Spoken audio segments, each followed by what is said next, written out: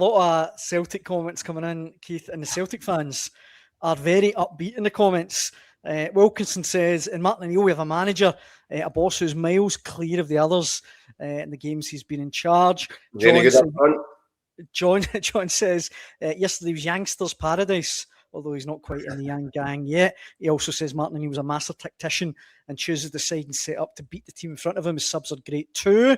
This one here from Derry says Celtic about to hit top form. The right time, we have players come back. Calmack, Osmond, Johnston. We've got goals from many areas. Berzuno says the only player in Scotland Celtic should be looking at is Braga. D says, well said, Mick. People are still hanging their hat on Celtic playing poor because it's the in-trend thing to do right now. They played superb second half despite their injuries. Give credit. McKenna, though, Heartsman, says Celtic only took control after the penalty and sending off. I mean, a few people also, Keith, pointing out as well that for all their faults, all their lack of number 9, Celtic are the top scorers in the league.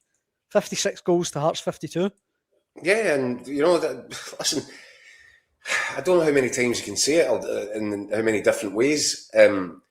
Nobody can underestimate what Martin O'Neill has done.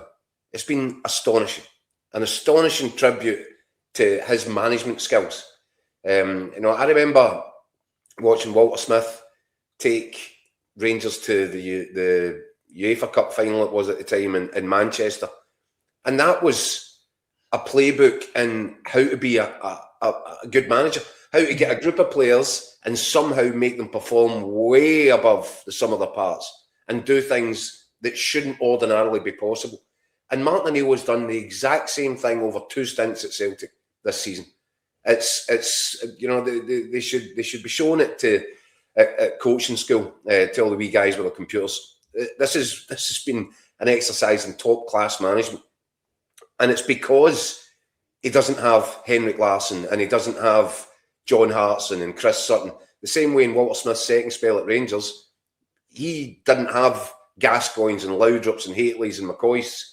So it just shows what a good manager can do purely by getting a group together, assessing its weaknesses and its strengths, and then putting out a formation and a tactical blueprint which makes them more able to win games of football. And Martin O'Neill has done that the same way Walter Smith did it previously at Rangers, and you can't speak highly enough of it. Yeah. And yes, Celtic are now within 1 point, within striking distance, and even despite the fact that they're operating without a functioning striker, it's Martin O'Neill that's getting them there. That's why I'm saying I wonder if he fancies getting the boots on and having a wee go himself up front. It's staggering. It's really an incredible watch. This whole campaign has been an incredible watch, and I don't know which way it goes. I've been riding on the Hearts horse for a while. I'm going to stay on it because, as Derek McInnes said the other day, despite losing at Kilmarnock, the bottom line is Hearts would have bit your hand off at the start of the season if they were told they'd be sitting top with 8 games to go, which is exactly where they are. And now, at this critical moment, back comes their talisman, Lon Shankland, and the best midfield player in Cammy Devlin. So that's where we're at, but anything could happen. Yeah. Well, I was actually saving that for the end of the show. Davey Hoops was asking, are you changing your horse yet? But no, you're very much still on that big maroon stag. Well, let's not talk about horses and bookies and all that, because I had an uncomfortable week with Cheltenham last week. I'm not in the mood to talk about it. But yeah, in terms of look, I spelled it out at the start. The reasons that I think that Hearts, they're in pole position, heading into the kind of final stretch here, and they've got goal scorers, and I think that I might be entirely wrong, by the way, but I do think that goal scorers are going to be the game changers in terms of where this title goes. And Hearts have got the best two leading their attack going into these final 8 games.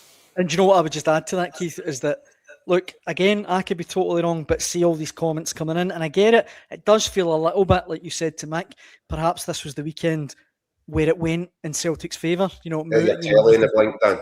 I know, I see that behind me. I know. Can I get the IT to work these days?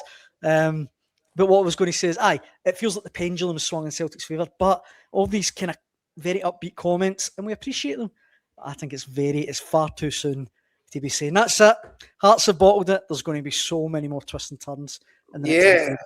I mean, this is what I said to Mick.